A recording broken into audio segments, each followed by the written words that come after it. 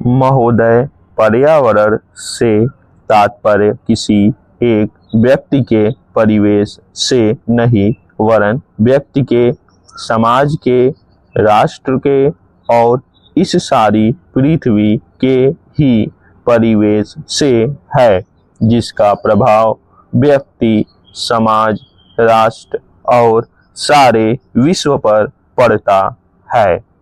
पर्यावरण से तात्पर्य पेड़ पौधों, नदी, पहाड़ या किसी तंत्र विशेष से नहीं वरन उस समग्र वास्तविकता से है जिस पर मानव मात्र का अस्तित्व और उसका संपूर्ण आध्यात्मिक एवं भौतिक विकास निर्भर है।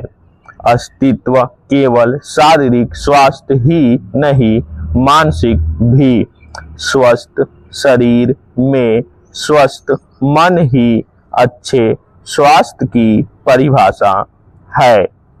शारीरिक स्वास्थ्य हमारे आहार पर निर्भर है, जिसका स्रोत इस पृथ्वी का जल, थल, वायुमंडल है।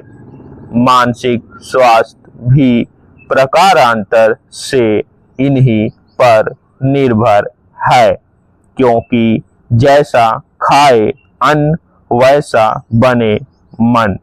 स्वस्थ जीवन पर सबसे अधिक प्रभाव हमारे चिंतन का, हमारी परंपराओं का और उन सब परिस्थितियों का पड़ता है जो हमारे ऊपर आरोपित है या की गई है या की जा रही है।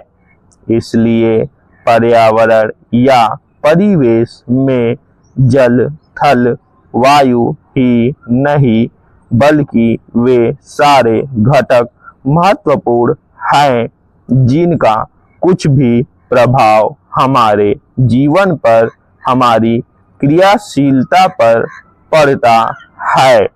जैसे हमारे विचार, हमारे आचरण और हमारी परंपराएं एवं संस्कृति आदि।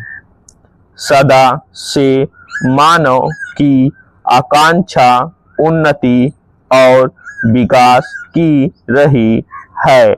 जगत का अर्थ ही है गतिमान और गति दोनों ओर संभव है। उन्नति की ओर भी और अवनति की ओर भी। पहली को हम प्रगति कहते, दूसरी को अगति, विगति, अधोगति या दुर्गति कह सकते हैं। वास्तव में मनुष्य ऐसा जटिल प्राणी है जिसमें अनेक विरोधाभासी और असंगत प्रतीत होने वाली प्रवृत्तियां और प्रतिक्रियाएं होती हैं।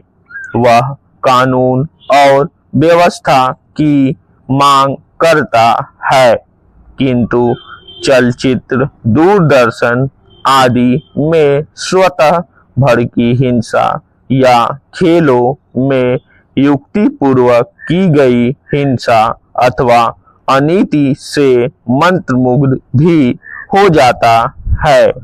मनुष्य अपनी ही जाति या वर्ग के व्यक्तियों के प्रति प्रायः बहुत अधिक प्रतिद्वंद्वी होता है, किंतु कोई बाहरी खतरा उपस्थित होने पर उनके प्रति हद से ज्यादा सहयोगी बन जाता है।